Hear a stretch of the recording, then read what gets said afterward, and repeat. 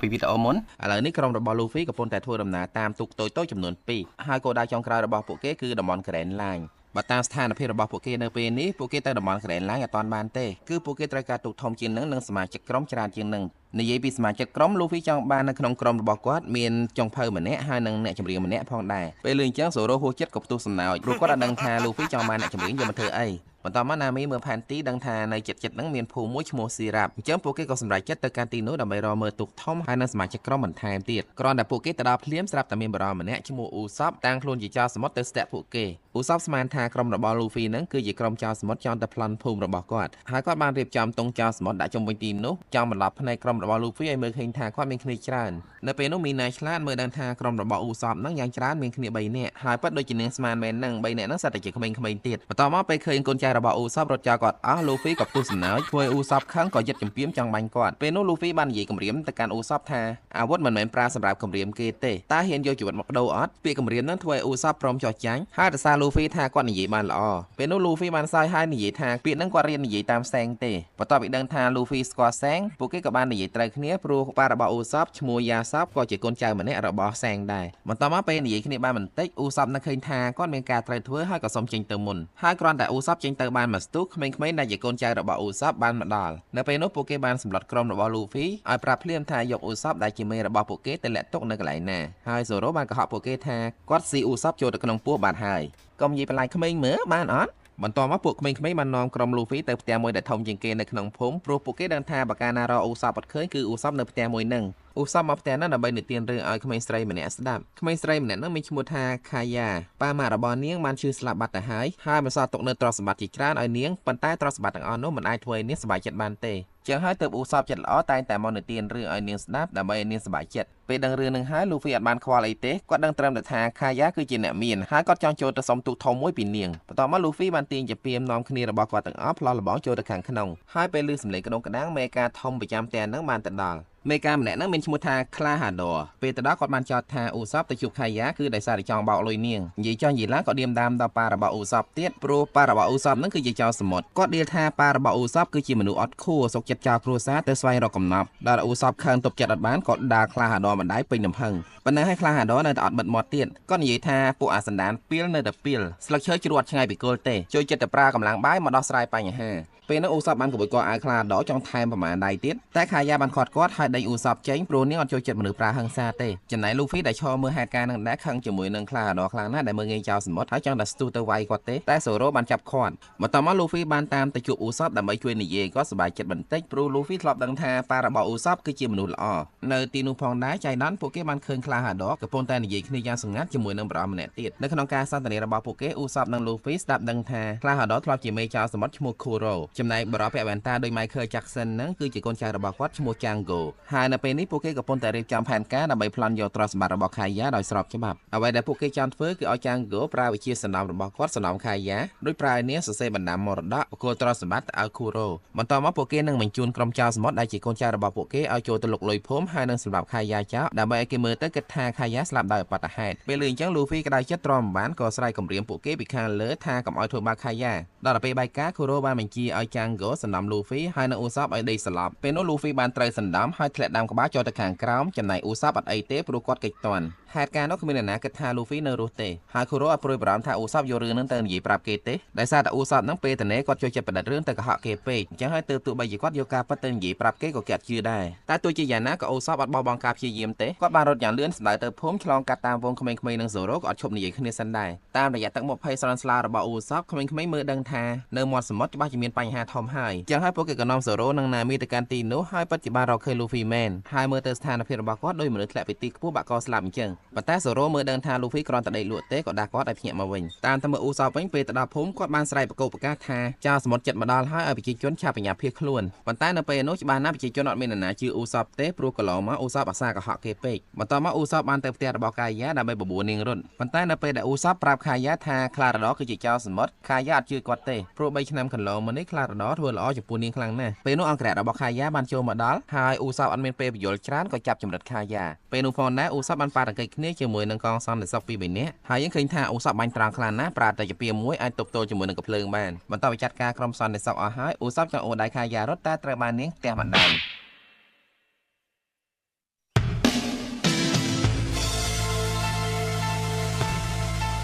ពេលនោះអ៊ូសបពិតជាឈឺចិត្តខ្លាំងណាស់តែគាត់មិនអាចបង្ខំចិត្តខាយ៉ាបានទេហើយអង្គរៈរបស់ខាយ៉ាក៏តាមមកតាន់ផងដែរធ្វើឲ្យអ៊ូសបត្រូវបង្ខំចិត្តរត់គេចចេញពីក្របកំភ្លើងបន្ទាប់មកនៅយប់នោះអ៊ូសបបានត្រឡប់មកជុំគ្នាជាមួយក្រុមរបស់លូហ្វីពេលនោះអ៊ូសបបានសច្ចាថាគាត់នឹងទៅប្រយុទ្ធជាមួយនឹងក្រុមចៅសមុទ្រទោះបីជាស្លាប់ក៏គាត់មិនស្ដាយដែរហើយក្រុមរបស់លូហ្វីមិនអាចឈរអបដៃមើលបានទេក៏ព្រមចូលរួមជួយអ៊ូសបពេលនោះផងដែរសូរ៉ូបាននិយាយថាពួកគេព្រមជួយមិនមែនមកពីពួកគេអាណិតអ៊ូសបទេគឺដោយសារតែអ៊ូសបនឹងគឺជាមនុស្សដែលគួរឲ្យគោរពហើយការលើកទសាររបស់សូរ៉ូនឹងបានធ្វើឲ្យអ៊ូសបរំភើបចិត្តខ្លាំងណាស់បន្តមកពួកគេបានធ្វើដំណើរទៅកាន់មាត់ច្រកចូលភូមិព្រោះពួកគេដឹងថាស្អែកព្រឹកហ្នឹងក្រុមចៅសមុទ្រនឹងមកដល់ហើយផ្លូវចូលភូមិគឺជាចំណតខ្ពស់គួរសមមួយហើយពួកគេបាននឹកឃើញយកប្រេងទៅចាក់ពីពេញទីនោះដើម្បីការពារកុំឲ្យចៅសមុទ្រដើរចូលភូមិបានពេលភ្លឺឡើងក្រុមចៅសមុទ្ររបស់គូរ៉ូបានបកទូកចូលច្រាំងដោយបានគ្រោងទុកនៅពេលនោះពួកគេក៏បានឃើញទូករបស់លូហ្វី2គ្រឿងចតនៅជិតនោះដែរតែពួកគេមិនសូវជាចាប់អារម្មណ៍ទេកន្លែងទៅមើលក្រុមរបស់លូហ្វីវិញចម្លែកណាស់ពួកគេអត់ឃើញទូករបស់ចៅសមុទ្រសោះដល់ពេលគិតចុះគិតឡើងអ៊ូសបទំនឹកឃើញថាមានផ្លូវចូលភូមិមួយទៀតនៅទិសខាងជើងបើសិនជាពួកគេរត់តែ3នាទីដល់ហើយពេលលឺអញ្ចឹងលូហ្វីអត់ចាំគេទេក៏ប្រូចទៅមុនគេមុនឯងហើយអ៊ូសបរត់ទៅតាមក្រោយនៅពេលនោះផងដែរណាមីក៏នឹកឃើញថាកញ្ចប់ទ្រព្យសម្បត្តិរបស់នាងក៏ដាក់នៅលើទូកដែលចតនៅច្រកខាងជើងនោះផងដែរហើយដោយសារតែខ្វល់ខ្វាយជាមួយទ្រព្យសម្បត្តិពេកនាងក៏ច្រឡំជើងជន់ជាមួយនឹងប្រេងទាញសូរ៉ូធ្លាក់ចុះទួលទាំងអស់គ្នាតែនៅពេលនោះណាមីរហ័សហើយវៀងវៃក៏បានយកសូរ៉ូធ្វើជាឈ្នន់ជន់ឡើងទៅខាងលើបា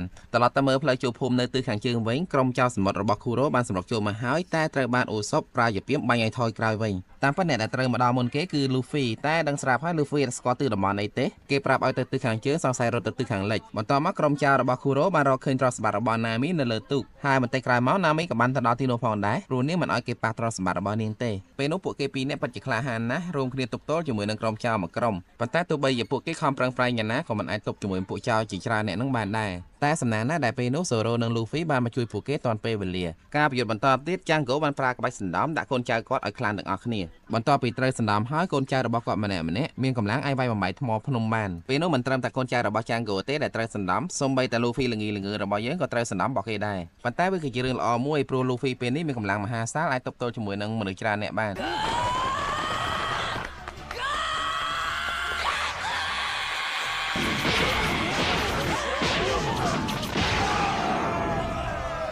បន្ទាប់ពីបានវាយក្រុមចៅសមុទ្រដួលអស់ហើយលូហ្វីក៏សម្រុកចូលទៅម្ដងទៀតធ្វើក្រុមចៅសមុទ្រភ័យបាក់ស្បាតប៉ុន្តែនៅពេលនោះលូហ្វីមិនមែនសម្រុកចូលទៅវាយជាមួយពួកគេទេគឺគាត់ទៅចាប់កោះទូកមិនដឹងថាមានគោលបំណងអីទេនៅពេលនេះលូហ្វីមើលទៅដូចអត់អាចគ្រប់គ្រងខ្លួនឯងបានឡើយក្រោយពេលលូហ្វីក៏បានហើយចាំងហ្គោក៏បានប្រើសណ្ដំធ្វើឲ្យលូហ្វីដេកទៅវិញប៉ុន្តែឈើទូកដែលលូហ្វីក៏បានដួលទៅស្កត់ក្រុមចៅឲ្យរបួសប្រងព្រាតបន្ទាប់មកចាំងហ្គោបានបញ្ចេញកូនចៅខ្លាំងរបស់គាត់ពីរនាក់ទៀតដែលចេញកាយវិការដូចជាសត្វឆ្មាមួយកម្មាប់មួយស្គមម្នាក់កម្មាប់មានឈ្មោះថាប៊ូឈីចំណែកម្នាក់ស្គមមានឈ្មោះថាសាមហើយអ្នកដែលអាចទប់ទល់ជាមួយពួកគេបាននៅពេលនេះមានតែសូរ៉ូដំបូងឡើយបងប្អូនឆ្មាទាំងពីរនាក់ហ្នឹងមិនញ៉ៃខ្លាំងណាស់ធ្វើដូចខ្លាចសូរ៉ូអត់ហ៊ានប្រយុទ្ធជាមួយនឹងគាត់ទេដល់ពេលចាំងហ្គោបខំពេកទៅសាមក៏រត់ចូលទៅទាំងយំវេមវាមប៉ុន្តែពេលបានទៅជិតដល់សូរ៉ូភ្លាមក៏វាយប្រហារគាត់ហើយលួចដល់យូដារបស់សូរ៉ូបានពីដើមយករបស់ចោលបានថែមទៀតផងពេលនោះសូរ៉ូបានបញ្ញាប់រត់ទៅយកដាវគាត់វិញតែសាមពិតជាលឿនណាស់បានលោតមកជន់ខ្នងសូរ៉ូចាប់ឃ្លេគាត់ជាប់ឃើញឱកាសល្អប៊ូឈីក៏ចង់លោតទៅជន់ក្បាលរបស់សូរ៉ូតែសូរ៉ូគេចតាន់នៅពេលនោះសូរ៉ូដឹងថាប៊ូឈីពិតជាមានកម្លាំងខ្លាំងណាស់បើសិនជាមុនហ្នឹងគាត់គេចអត់តាន់ទេក្បាលរបស់គាត់នឹងបែកខ្ទេចដោយអាឡឹកទុំធ្លាក់បែកអញ្ចឹងបន្ទាប់មកបងប្អូនឆ្មាទាំងពីរបានសម្បុកចូលទៅវាយសូរ៉ូព្រមគ្នាយ៉ាងញាប់ស្អេកហើយនៅពេលដែលឃើញសូរ៉ូបានត្រឹមតែទប់អត់មានអាការបានតដៃអញ្ចឹងអ៊ូសបបានប្រើចំពាមសុទ្ធពីចម្ងាយដើម្បីជួយគាត់ប៉ុន្តែនៅពេលដែលអ៊ូសបបាញ់ទៅ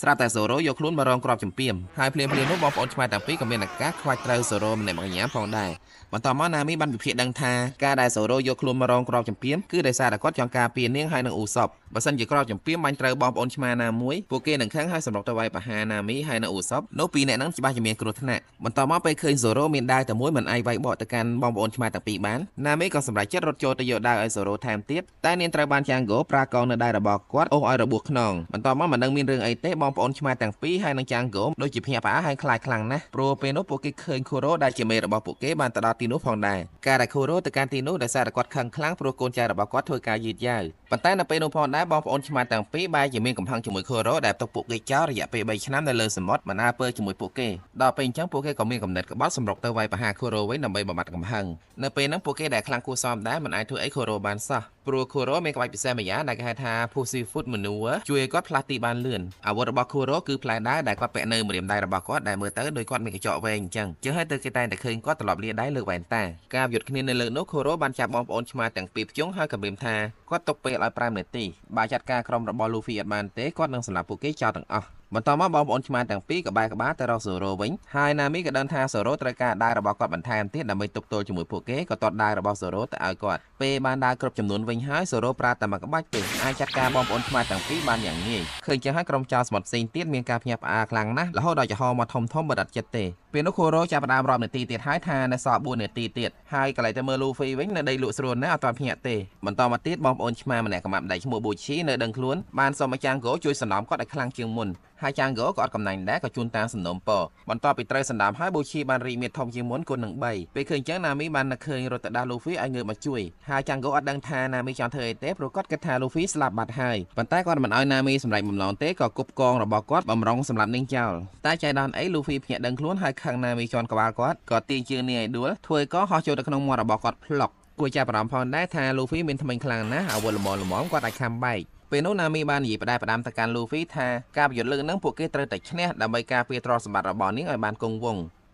មិនដើម្បីការពារជីវិតមនុស្សក្នុងភូមិទេចុះគិតមកដល់ពេលហ្នឹងខូរ៉ូបានប្រាប់ថាអស់ម៉ោងហើយគ្រាន់តែលឺអញ្ចឹងក្រុមចៅសមុទ្រទាំងអស់ដែលជាកូនចៅរបស់ខូរ៉ូមានការផិតភ័យជាខ្លាំងពេលនឹងផងដែរស្រាប់តែខាយ៉ារត់មកពីក្រោយខ្នងរបស់ខូរ៉ូធ្វើឲ្យគាត់ស្មានថាមានស្ត្រីចង់វាយប្រហារគាត់ក៏បានប្រើម្រាមដៃវត្តទៅកាន់ខារ៉ាប៉ុន្តែនៅពេលនោះអ៊ូសបបានលោតទៅរងផ្លែដាវជំនួសនាងបន្ទាប់មកអ៊ូសបបានប្រាប់ខារ៉ាឲ្យប្រញាប់រត់គេចតែខារ៉ាអត់ព្រមចេញទៅណាទេហើយថែមទាំងបានទាញកាភ្លើងម្ដាមទៅភ្ជង់ខូរ៉ូប៉ុន្តែគួរឲ្យសោកស្ដាយខ្លាំងណាស់ខារ៉ាគ្មានភាពក្លាហានគ្រប់គ្រាន់ក្នុងការសម្លាប់ខូរ៉ូចោលទេបណ្ដាលឲ្យខូរ៉ូដើរចូលទៅយកកាភ្លើងពីដៃរបស់នាងបានយ៉ាងងាយប៉ុន្តែនៅពេលនោះខូរ៉ូអត់ប្រើកាភ្លើងទេគឺគាត់បានទម្លាក់វាចោលទៅលើដីពេលឃើញអាការល្អអ៊ូសបបានរើកាភ្លើងនោះបាញ់ខូរ៉ូតែខូរ៉ូបានប្រើក្បាច់ភូស៊ីហ្វូតរបស់គាត់កិច្ចចេញពីក្រោះកាភ្លើងហើយបានប្រើកញ្ញាំរបស់គាត់ចាប់អ៊ូសបជាប់បន្ទាប់មកនៅពេលដែលខូរ៉ូរំលើកពីស្នាមរបួសដែលអ៊ូសបដាល់គាត់កាលពីលើកមុនស្រាប់តែលូហ្វីបលូដៃមកវាយគាត់ចំកន្លែងដដែលហ្នឹងឡើងវិញមុខហើយផ្ងាប្រេពេលនោះផងដែរក្រុមក្មេងៗទាំង3នាក់ក៏បានមកដល់ហើយប្រើដំបងសំពងខូរ៉ូថែមទៀតឃើញចឹងអ៊ូសបបានស្រ័យប្រាប់ពួកក្មេងៗឲ្យឈប់ព្រោះខូរ៉ូជាមនុស្សគ្រោះថ្នាក់ខ្លាំងណាស់កំនៅក្បែរគាត់បន្ទាប់មកមិនយូរប៉ុន្មានខូរ៉ូបានងើបឡើងមកវិញហើយដើរទៅទាត់អ៊ូសបមួយជើងឡើងប៉ើងពេលនោះគាត់បានបញ្ជាឲ្យចាងហ្គោទៅសណ្ដំខាយ៉ាដើម្បីឲ្យនាងស្ញេបកគលទ្រព្យសម្បត្តិឲ្យគាត់ពេលឃើញចឹងសូរ៉ូក៏ចង់ខាត់ចាងហ្គោដែរតែប៊ូឈីបានលោតមកវាយប្រហារគាត់ធ្វើឲ្យសូរ៉ូត្រូវបង្ខំចិត្តទប់ទល់ជាមួយប៊ូឈីសិនបន្ទាប់មកអ៊ូសបបានស្រ័យប្រាប់ឲ្យក្មេងៗនាំខាយ៉ារត់ចូលព្រៃព្រោះក្មេងៗស្គាល់ព្រៃតំបន់ហ្នឹងច្បាស់ណាស់ហើយក្នុងពេលជាមួយគ្នាខូរ៉ូក៏បញ្ជាឲ្យចាងហ្គោដេញតាមពួកគេបែរទៅមើលការប្រយុទ្ធគ្នារវាងសូរ៉ូនិងប៊ូឈីបន្តិចសូរ៉ូបានគាស់ប៊ូឈីមួយជើងចំចកាហើយបន្តមកចេញក្បាច់ដើរតែមួយក្បាច់តែប៉ុណ្ណោះអាចកម្ចាត់ប៊ូឈីបានបន្តមកលូហ្វីបានប្រាប់ឲ្យសូរ៉ូសៃអ៊ូសបទៅតាមជួយកាយ៉ាចំណែកខូរ៉ូទៅឲ្យគាត់ជាអ្នកចាត់ការតែម្នាក់ឯងការប្រយុទ្ធគ្នានៅពេលនោះលូហ្វីពិបាកវាយខូរ៉ូខ្លាំងណាស់ព្រោះខូរ៉ូអាចគេចបានលឿន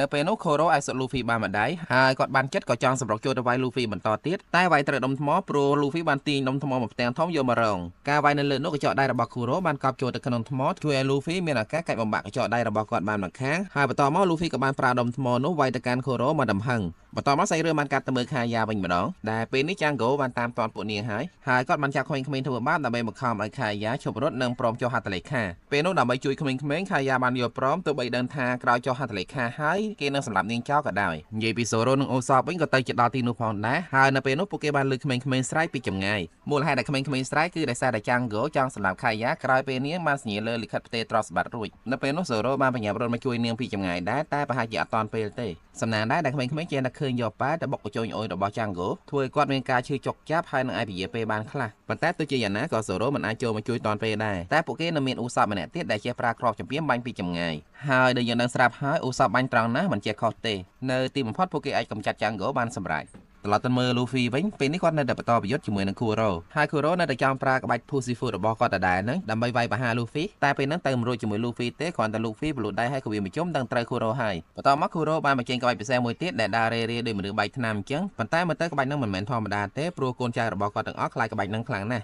ពួកគេខំស្រែកអំបោះខូរ៉ូកុំឲ្យប្រើក្បាច់ហ្នឹងតែខូរ៉ូអត់ស្ដាប់ទេបន្តមកខូរ៉ូបានបាត់ខ្លួនខ្លាយទៅជាផ្សែងហើយមួយសន្ទុះក្រោយមកមនុស្សទាំងអស់ដែលមានវត្តមាននៅទីនោះសុទ្ធតែត្រូវរបួសទាំងអស់គ្នាសូម្បីតែលូហ្វីក៏មិនលើកលែងដែរចំណែកណាមីបានរួចខ្លួនដោយសារតែនាងរវល់ដើរប្រមូលទ្រព្យសម្បត្តិនៅលើទូកពេលនោះមិនដឹងជាលូហ្វីមានជំនាញពិសេសអីទេអាចចាប់ខូរ៉ូបានហើយបោកគាត់ទៅដីប៉ុណ្ណឹងហើយខូរ៉ូនៅតែអត់រៀនតែគាត់អត់មានក្បាច់អីថ្មីទេមានតែក្បាច់ដើររេរាដដែលហ្នឹងចង់វាយប្រហារមកលើលូហ្វីទីបំផុតលូហ្វីបានចាប់គាត់ជាប់ហើយប្រើក្បាលរតានរបស់គាត់តែក្បាលខូរ៉ូឲ្យស្លាប់រួចបោះគាត់ត្រឡប់ទៅឲ្យកូនចៅរបស់គាត់វិញហើ ហើយចុងក្រោយ Luffy អាចបណ្ដេញក្រុមចោរសមុទ្រទាំងអស់ចេញពីទីនោះបានបន្តមកសេរីរឿងបានកាត់ទៅមើលប្រវត្តិរបស់ Usopp បន្តិចកាលពីតូចតាមពីប៉ារបស់គាត់ចាក់ចេញទៅធ្វើជាចោរសមុទ្រ Usopp តែងតែទៅស្រែកប្រកបការកុហកអ្នកភូមិថាចោរសមុទ្រមកដល់ហើយតាមពិតការនោះគាត់ស្រែកកុហកប្រាប់គេក្នុងគោលបំណងឲ្យម៉ាក់របស់គាត់ដែលកំពុងតែដេកឈឺលឺគាត់ចង់កុហកម៉ាក់គាត់ថាប៉ារបស់គាត់ត្រឡប់មកវិញដើម្បីម៉ាក់គាត់សប្បាយចិត្តហើយសង្ឃឹមថាម៉ាក់របស់គាត់នឹងជាពីជំងឺប៉ុន្តែម៉ាក់របស់គាត់ដឹងច្បាស់ណាស់ថាគាត់មិនរស់ទេហើយគាត់បានប្រាប់ Usopp ថាគាត់មានមោទនភាពខ្លាំងណាស់ដែលបានរៀបការជាមួយនឹងប៉ារបស់ Usopp គាត់សង្ឃឹមថាថ្ងៃអនាគត Usopp នឹងក្លាយទៅជាអ្នកក្លាហានដូចប៉ារបស់គាត់បន្ទាប់ពីម៉ាក់របស់គាត់ស្លាប់បាត់ទៅ Usopp នៅតែបន្តស្រែកកុហកអ្នកភូមិថាចោរសមុទ្រមកដល់ហើយដោយសង្ឃឹមថាថ្ងៃណាមួយប៉ារបស់គាត់នឹងមកយកគាត់ទៅធ្វើជាចោរសមុទ្រជាមួយផងដែរត្រឡប់មកពេលបច្ចុប្បន្នវិញ Kara បានទៅជួបក្រុមរបស់ Luffy ហើយប្រាប់ថានាងមានកាដូមួយឲ្យពួកគេហើយកាដូនោះគឺជាទូកដ៏ធំមួយដែលក្រោយមកពួកគេបានដាក់ឈ្មោះវាថា Going Merry សរុបមកសម្រាប់វគ្គនេះក្រុមរបស់ Luffy ទទួលបានទូកថ្មីមួយហើយនឹងសមាជិកថ្មីម្នាក់គឺ Usopp ចំណែក Kaya នាងបានជាពីជំងឺ stress របស់នាងហើយនាងនៅទៅរៀនបន្តធ្វើជាគ្រូពេទ្យចំពោះក្មេងៗដែលជាកូនចៅរបស់ Usopp វិញពួកគេនៅតែបន្តធ្វើការងាររបស់ Usopp គឺដើរស្រែកកុហកអ្នកភូមិថាចោរសមុទ្រមកហើយសូមអរគុណអ្នកទាំងអស់គ្នាដែលបានតាមដានរឿងនេះជាមួយខ្ញុំបើសិនជាយល់ថារឿងនេះល្អមើលសូមជួយចុច like ម្នាក់មួយហើយនឹងជួយ comment ម្នាក់មួយផង comment ABC អីក៏បានដែរឲ្យតែបាន comment